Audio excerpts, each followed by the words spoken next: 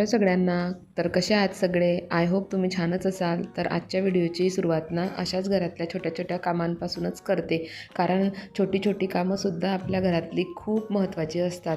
ते छोटी छोटी कामं केल्यानेच आपलं घर व्यवस्थित ऑर्गनाईज होते, क्लीन राहते आणि आपल्याला काही गोष्टीत मदतही होते.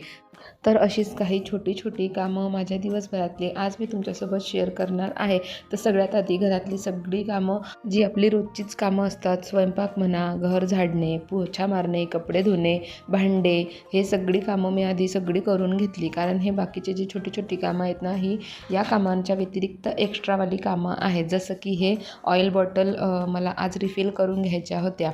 स्वयंपाकाला सुरुवात केली ना की मग आयत्या वेळेवर परत तेलाची कॅन काढायची, हे बॉटल रिफिल करायच्या, किंवा तुम्ही किटली वगैरे यूज करत असाल ते रिफिल करायचं. त्यापेक्षा ना निवांतपणात जर ह्या गोष्टी करून ठेवल्या ना तर आपल्यालाही बऱ्यापैकी सोपं होते. स्वयंपाकातला थोडा वेळ वाचतो, लवकर स्वयंपाक होतो, बाकीचे कामं लवकर आटोपता येतात नंतरची. तर बघा आता मी दोन्ही बॉटल्स रिफिल करून घेत आहे. आणि ह्या ज्या बॉटल आहे ना ह्या मी मिशोवरून मागवल्या होत्या. खूप छान आहे, मला खूप आवडल्या. मी 2 महिने झाले यूज करत आहे. तर तेव्हापासून मला अगदी माझ्या फेवरेट झालेल्या आहेत ह्या. एका बॉटलमध्ये साधारण अर्धा लिटर तेल बसते, तर 1 लिटरचं पाऊच 2 बॉटलमध्ये बरोबर आरामात बसते. तर बघा बॉटल माझ्या रिफिल करून झालेल्या आहेत आणि बाजूनं थोडं थोडं तेल जे लागलेलं होतं ना हातांचं वगैरे, ते मी आता स्वच्छ करून घेते. त्या अगोदर ना कॅनवर एक फडका मारून घेते, म्हणजे त्याला पण साफ करण्याची परत मला गरज पडणार नाही. आणि मग आता मी बॉटल स्वच्छ करून घेणार आहे. आणि याची लीड ना खूप पक्की आहे, डायरेक्ट नळाखालीच वॉश करून घेत असते मी असं. तर तरीसुद्धा पाणी आतमध्ये अजिबात शिरत नाही. तर बघा यामुळेच मला ह्या बॉटल्स ना खूप आवडतात आणि त्यासाठीच मला ह्या घ्यायच्या होत्या. कारण तेलाचे ना किटली वगैरे असते ना की खूप जास्त घाण होते आणि मला तरी ते खूपच कंटाळवाणं वाटायचं. त्यासाठीच मी ह्या बॉटल आता घेतलेल्या आहेत आणि मला खूपच म्हणजे अगदी माझ्या खूप फेवरेट झालेल्या आहेत आता हे बॉटल्स. तर बघा हे काम माझं आता करून झालेलं आहे आणि लगेच मला आता दुसरं काम माझं सुरू करायचं आहे. तर आता उन्हाळा सुरू होतो आहे, तर त्यासाठीही थोडी प्रिपरेशन झालीच पाहिजे. उन्हाळ्यात थोडाफार चेंजेस आपल्या जेवणामध्ये, आहारामध्ये आपण करत असतो.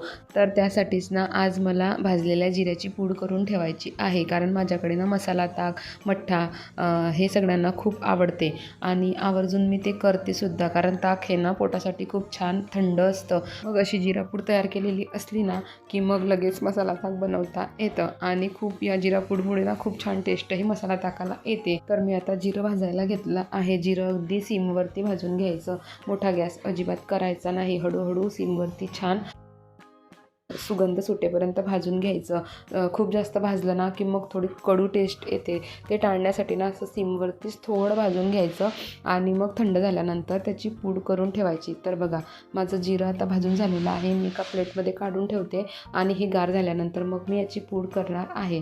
तर बघा मी गार व्हायला हे असं बाजूला ठेवून देत आहे आणि आता मला दुसरं काम करून घ्यायचं आहे. त्यासाठीच मी इथं बेडरूममध्ये आलेली आहे. कपाटाचा हा एक सेक्शन आहे ना, हा थोडा विस्कटला होता, तर हाच मला व्यवस्थित करून घ्यायचा होता.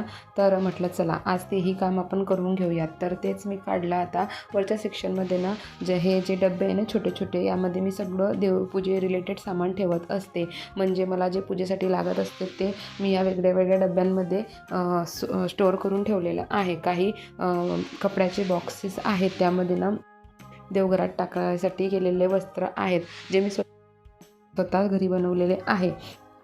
तर ते सुद्धा मला छान ऑर्गनाईज करायचं होतं. काही डेकोरेटिव्ह पर्पजच्या वस्तू आहेत, ज्या छान पूजा असल्यात किंवा सणवार काही असले किंवा आपल्याला लागत असतात, तर त्याही मला व्यवस्थित ऑर्गनाईज करून घ्यायच्या होत्या.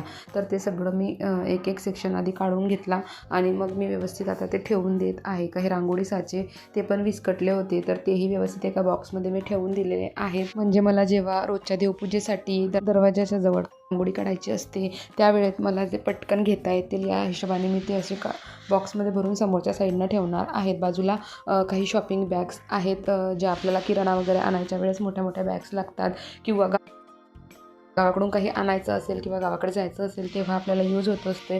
त्या बॅग मी व्यवस्थित प्रॉपर घड्या करून ठेवणार आहे. म्हणजे मला जेव्हा गरज वाटेल तेव्हा पटकन मला घेता येईल आणि प्रॉपर पण दिसेल. तर पटापट मी आता सगळ्या घड्या करून व्यवस्थित ठेवून दिल्या. एका बाजूनं रांगोळ्यांच्या साच्यांचा बॉक्स ठेवला, डेकोरेटिव्ह पर्पजच्या वस्तू आता सध्या तरी काही काम नाही आहे त्यामुळे मागे ठेवल्या. आणि श्रीनयचं बघा असं मध्ये मध्ये काही ना काही सुरू असतं. अगदी 2 मिनटंही त्याच्याकडे दुर्लक्ष केलं की काहीतरी रिकामे कामं झालेलेच असतात. तर कुठलंही काम काढलं ना की हाही एक मोठा टास्क असतो, कामही करायचं आणि श्रीनयकडेही लक्ष द्यायचं. तर माझ्यासारख्या बऱ्याच लेडीज अशा असतील की ज्यांच्याकडे पण असे छोटे मुलं आहेत आणि त्यांना हे मल्टीटास्किंग काम करावं लागतं. तर असो, हे तर आपलं डेलीचं रुटीनच आहे, पण तरी आपलं घर स्वच्छ राहणं हे पण गरजेचं आहे. तर आपण कंटाळा न करता आपण अशी छोटी छोटी कामं एक एक करून जर आपण करत राहिलो ना, एकदा शक्य नसते पण एक एक करून रोजच एखादा कोपरा एखादा असं म्हणून एक एक जर आपण करत राहिलो ना तर बऱ्यापैकी आपलं घर ऑर्गनाईजच राहत असते आणि आपल्याला पुढचे करणारी कामं पण अगदी सोपे होतात. तर बघा ऑलमोस्ट माझं आता हे सुद्धा काम पूर्ण झालेलं आहे. मी बऱ्यापैकी आता खालचे सगळे सेक्शन व्यवस्थित करून ठेवले आणि आता वरचे कप्पे फक्त हे बॉक्सेस मला व्यवस्थित ऑर्गनाईज करायचे होते. ज्यांचं काम नाही ते बॉक्सेस खाली ठेवायचे होते, ज्यांचं रोज काम पडते ते वरती ठेवायचे होते. तर ते सगळं मी लावून घेतलं आणि मग किचनमध्ये आले. तोपर्यंत जिरं छान थंड झालेलं होतं. मग जिरा पूडसुद्धा करायला घेतली. पटकन मिक्सर काढलं आणि जिरं ग्राइंड करून घेतलं. छान अशी बारीक पूड तयार करून घेतली आणि ते लगेचच मी एका स्टील कंटेनरमध्ये स्टोअर करून ठेवणार आहे. तर बघा इतकी छान ही जिरापूड तयार झाली आणि या स्टीलच्या कंटेनरमध्ये मी आता ही भरून घेत आहे. म्हणजे मला जेव्हा गरज वाटेल तेव्हा मला हे पटकन यूज करता येणार. मला ही गोष्ट तेव्हा वेळेवर करण्याची गरज पडणार नाही. तर हे माझं काम झालेलं होतं आणि मग मी आवळ्याचा मुखवास बनवून ठेवलेला होता. 3 दिवस छान सुकू दिला. बघा किती छान सुकलेला आहे.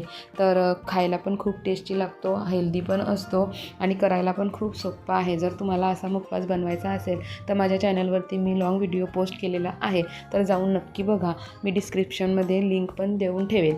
तर ते काम माझं झालं. बरणीमध्ये भरून ठेवला मुखवास आणि मग गावाकडून हे राशनचे तांदूळ इडलीसाठी मी आणत असते, तर ते आणलेले होते पण ते भरून ठेवायचे बाकी होते माझे. तर त्यासाठीच ते सुद्धा मी आज करून घेणार होते. तर ते खूप जास्त दिवस चांगले राहण्यासाठी ना मी बोरिक पावडर त्याला लावून घेत आहे. ही पावडर ना फक्त जे धान्य तुम्ही वॉश करून यूज करणार आहेत ना त्यांनाच लावायचं. जे तुम्ही वॉश करून यूज करणार नाही त्या धान्यांना अजिबात लावायची नाही.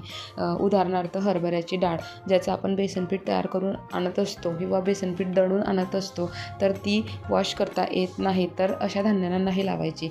जे आपण प्रॉपर वॉश करून यूज करणार आहेत अशाच धान्यांना लावायची. तर काहींच्या घरी वर्षभराचे धान्य साठवलेले असते आणि पुण्यासारख्या ठिकाणी उन्हाळा सोडला तर इतर वेळेला खूप गारवा असतो. त्या गारव्यामुळे ना धान्य खराब होते आणि मग वाया जाते. त्यापेक्षा ना हे बेस्ट आहे. फक्त ना लहान मुलांच्या संपर्कात ही पावडर नाही येऊ द्यायची आणि कुठल्या पण धान्याला लावलं ना तर प्रॉपर वॉश करूनच ते यूज करायचं. आणि आजकाल फ्लॅटमधल्या घरांमध्ये तर ऊन अजिबातच येत नाही. माझ्या तर इथं अजिबातच ऊन येत नाही. ज्या धान्यांना मला वॉश करून यूज करायचं असते त्या धान्यासाठी मी ही पावडर यूज करत असते. तर तुम्हाला माझी आयडिया आवडली तर तुम्हीही यूज करू शकता. कदाचित बऱ्याच जणांना माहितीसुद्धा असेल. तर असा काहीसा माझा या छोट्या छोट्या कामांचा आजचा दिवस होता. त्यात मध्ये मध्ये लहान मुलं आहे, मयंकची शाळा, त्याला आणायला जाणं, त्याला घ्यायला जाणं, क्लासला सोडणं, हे सुद्धा असतं. रोजचा स्वयंपाक. आणि बघा रात्रीच्या जेवणामध्ये ना आज मी हा असा वाटाण्याचा सोला चपात्या असं करणार होते. तर मस्त होतो हा ओल्या वाटाण्याचा सोला. तर चला यासोबतच आजचा व्हिडिओ मी संपवते. जर माझा व्हिडिओ आवडला असेल तर व्हिडिओला लाईक करा. नवीन नवीन व्हिडिओ बघण्यासाठी चॅनलला सबस्क्राईब करा. तर भेटू अशाच एका नवीन व्हिडिओमध्ये. तोपर्यंत सगळ्यांना बाय.